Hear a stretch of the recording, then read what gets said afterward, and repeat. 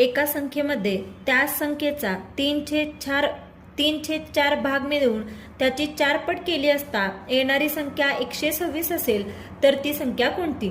आणि हे आपल्याला खाली ऑप्शन्स आहेत. तर अशा वेळी काय करायचं, पहिला ती संख्या आपण x मानून घेऊयात.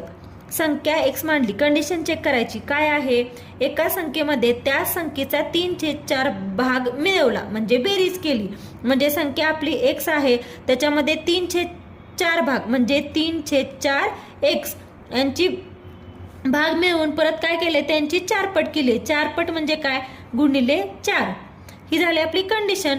आणि 4 पट केली असता येणारी संख्या काय आहे, 126. अगोदर असं समीकरण बनवून घ्यायचं आणि मग सॉल्व्ह करायचं. एकदा समीकरण व्यवस्थित बनवलं की सॉल्व्ह करताना मग आपलं आन्सर व्यवस्थित बरोबर येतं, चुकत नाही.